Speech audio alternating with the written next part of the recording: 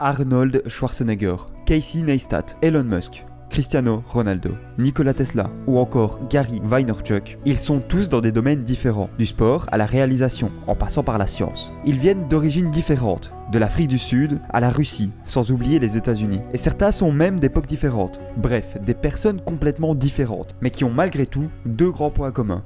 Le premier est un succès incroyable dans tout ce qu'ils ont entrepris. Le deuxième est leur connaissance d'un secret bien gardé. Aujourd'hui, on va voir le secret du développement personnel et même du succès en général. Bonjour et bienvenue sur Evolution Factory.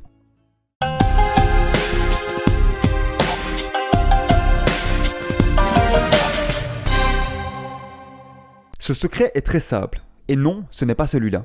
Le secret est le travail. Déçu, frustré, et pourtant c'est la vérité. La raison pour laquelle les 6 personnes précédemment citées ont pu atteindre un tel succès est simple. Ce sont des incroyables bosseurs. Ce n'était pas parce qu'ils étaient spécialement talentueux à la base. On a vraiment tendance à surestimer l'importance du talent et à sous-estimer l'importance du travail.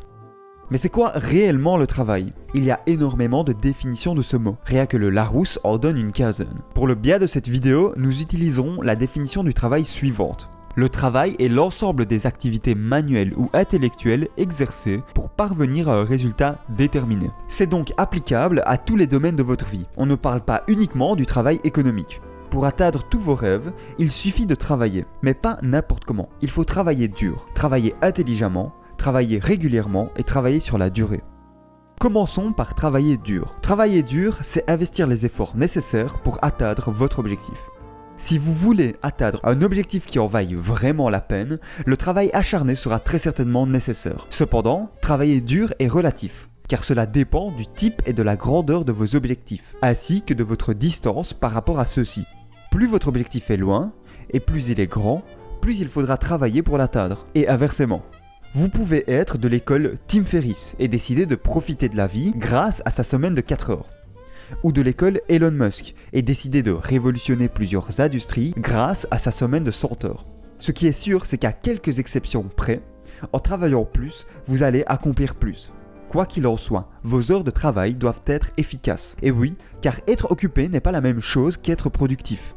Et c'est là que le deep work entre en jeu. Le deep work, qui pourrait être traduit par travail en profondeur, consiste à s'isoler pour travailler de manière plus efficace. C'est une pratique issue du livre du même nom. Pour le pratiquer, bloquez une période de minimum 90 minutes de votre temps. Éliminez toutes les distractions et interruptions, qu'elles soient physiques ou digitales. Créez-vous un rituel pour vous mettre dans l'ambiance de travail. Et enfin, concentrez-vous à 100% sur une tâche pendant la période de temps. C'est une méthode que j'utilise moi-même tous les jours. Elle est difficile au début, mais très efficace, en particulier pour tout ce qui est processus créatif. Travailler dur n'est pas chose aisée, c'est pour ça qu'avoir une vision peut être utile. Nietzsche a dit « Celui qui a un pourquoi, qui lui tient lieu de but, peut vivre avec n'importe quel comment ». Cela veut dire que ce sera bien plus facile de travailler dur si vous savez pourquoi vous le faites. De plus, cela assure que votre travail vous mène dans la bonne direction. Trouver un équilibre quand on travaille dur est essentiel, car même si la plupart du temps, travailler plus est égal à accomplir plus, parfois ce n'est pas le cas. Cela arrive quand vous travaillez tellement que vous négligez d'autres choses tout aussi importantes, comme faire du sport, dormir, voir votre famille, etc. En effet, négliger toutes ces choses vous rendra au final moins productif durant vos heures de travail. Ensuite, vous devez travailler intelligemment, car vous pouvez travailler dur toute votre vie sans jamais atteindre ce que vous voulez. De plus, cela permet de multiplier vos efforts investis. Travailler intelligemment, c'est apprendre à jouer le jeu. Apprendre à avoir le maximum de résultats, avec les règles en place et les ressources dont vous disposez. Et cela passe par l'apprentissage de la manière optimale de faire votre travail. Lisez des livres et posez des questions à des experts de votre domaine pour trouver la meilleure méthode de travail possible. Puis, vous avez besoin d'une stratégie. Vous êtes au point A, vous voulez aller au point B. Si vous travaillez dur au hasard, il y a de grandes chances que vous n'arriviez jamais au point B. Alors que si vous avez une stratégie bien élaborée, celle-ci sera un plan qui vous mènera du point A au point B. Votre stratégie répondra à la question « Comment le travail que je fais aujourd'hui me rapproche progressivement de mon objectif ?» Ensuite, n'oubliez jamais la loi de Pareto. 80% des conséquences viennent de seulement 20% des causes. Tout le monde la connaît. Et son application pour travailler intelligemment est la suivante. Concentrez-vous obsessivement sur les tâches qui auront le plus gros impact sur vos priorités et éliminez au maximum tout le reste. Et encore plus important, Apprenez à faire la différence entre les deux catégories. Travailler intelligemment, c'est aussi se simplifier la vie, en créant une to-do list efficace et en planifiant sa journée de manière réaliste. Une to-do list efficace et courte, concentrée sur l'essentiel, structurée et qui comporte des mini-deadlines. Puis, un planning réaliste est un planning qui laisse du temps pour les imprévus, car il y en aura toujours, qui prend en compte que tout prend plus longtemps que prévu, qui met la tâche la plus difficile et importante en premier, et enfin, qui prend en compte la loi de Parkinson. Cette loi dit que le temps nécessaire à réaliser une action s'adaptera au temps alloué à cette action. Par exemple, si vous vous laissez une journée entière pour écrire un article, cela prendra toute la journée, alors que si vous n'aviez laissé que 4 heures, il aurait très certainement été bouclé en 4 heures.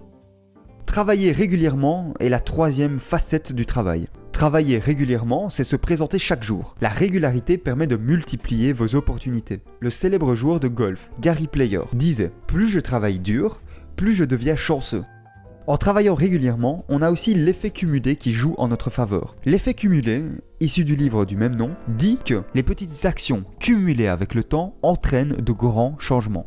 Se créer des habitudes est la meilleure manière de travailler régulièrement. En très résumé, pour vous créer l'habitude de travailler, créez-vous un signal, comme une alarme par exemple, qui décidera du moment où vous devrez effectuer la routine. Ici, travaillez vers votre objectif quel qu'il soit, ce qui en retour vous donnera une récompense. Ici, le sentiment de satisfaction d'avoir bien travaillé.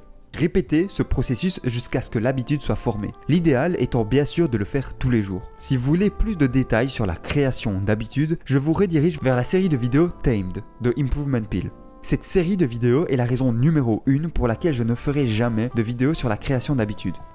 Travailler sur la durée est tout aussi important que tout le reste, car vous avez beau travailler dur, intelligemment et tous les jours, si vous travaillez seulement pendant 6 mois, vous n'accomplirez pas grand chose. Travailler sur la durée, c'est continuer assez longtemps que pour que vous puissiez voir des résultats.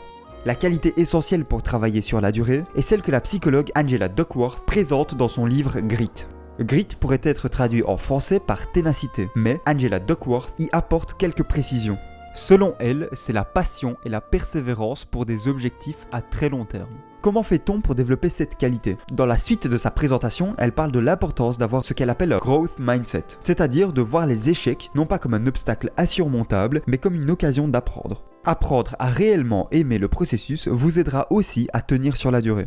Puis, s'engager auprès de quelqu'un est aussi une bonne méthode. Alors bien sûr, on peut s'engager auprès d'un ami ou d'un membre de sa famille, mais l'idéal est de s'engager auprès de soi-même. En ayant une vision concrète pour laquelle on est enthousiaste de travailler, on s'en voudrait de ne pas travailler tous les jours pour la réaliser. Finalement, si vous voulez tenir sur le long terme, soyez indulgent avec vous-même. Des fois, vous allez manquer un jour, et des fois, vous ne serez pas du tout productif. Cela arrive, et ce n'est pas la fin du monde. Laissez aller. Cependant, ne soyez pas non plus trop indulgent. Ma règle est de ne jamais manquer 2 jours de suite. Le secret du succès a 2 faces bien distinctes. D'un côté, c'est un secret libérateur, et de l'autre, c'est un secret sombre. En effet, en connaissant ce secret, on sait que tout le monde peut avoir du succès, peu importe votre talent ou vos origines. Mais pour atteindre ce succès, cela va demander une très grande quantité de travail.